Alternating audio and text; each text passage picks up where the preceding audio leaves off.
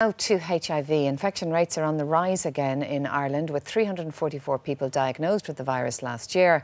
The highest infection rates are amongst men who have sex with men.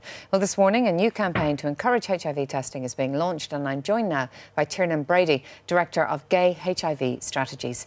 Tiernan, thank you very much indeed for coming into us this morning. Thanks for having us. The figures are really interesting. I mean, it's very clear that it is men having sex with men are by far the highest group of people who catch the HIV virus here in Ireland. I mean, I suppose many of the heterosexual people would have origins outside Ireland.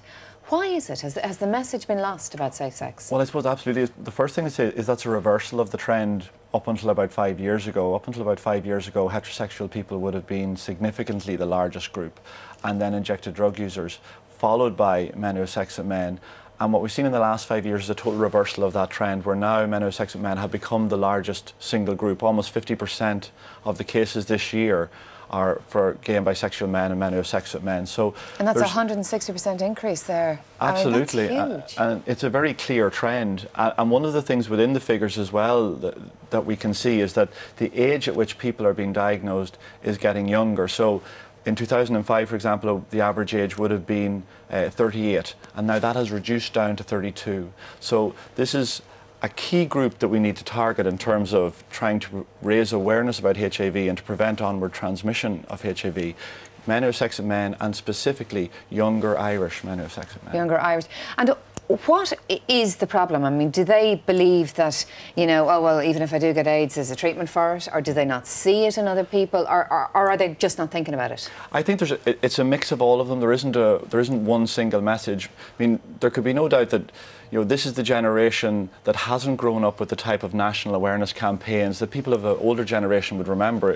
In the 1980s and the 1990s, when HIV and AIDS first we became aware of it, there was massive television and newspaper advertising campaigns, and they were very fear-based campaigns because, you know, if you caught HIV back then, it was an acute condition that was incurable and it would kill you. And the nature of HIV has changed now, so it's moved from being an acute, incurable condition to being still incurable, but a treatable chronic condition.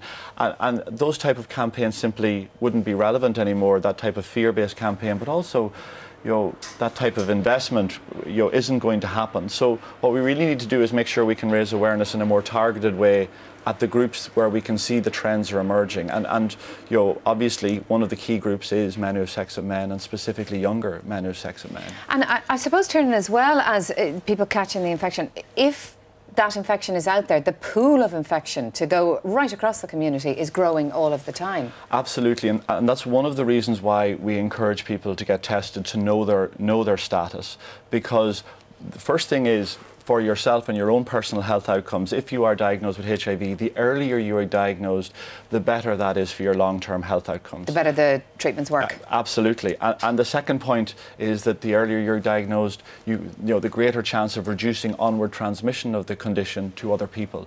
So, you know, we do recommend that people do get tested. One of the things that's been launched today is the app where people can see where the sexual health centres are and the gun clinics around the country, so they can get tested. That service is free.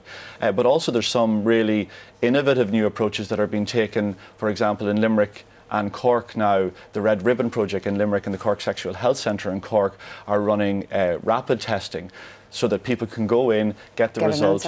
But are there repercussions for that? If you go in and have a HIV test, do you have to tell your insurance brokers, for example, your health insurance people? You know, because there were, back in the 90s, there were lots of reasons not to do it. Yeah, there would have been, and all of that has changed now by and large, and especially the stigma around the condition is slowly reducing, but there's still a huge amount of work to do around that. People don't ultimately look forward to getting a sexual health test, and we have to be honest about that. They don't look forward to getting a HIV test. No one's ever going to say, yippee, that's where I'm heading today.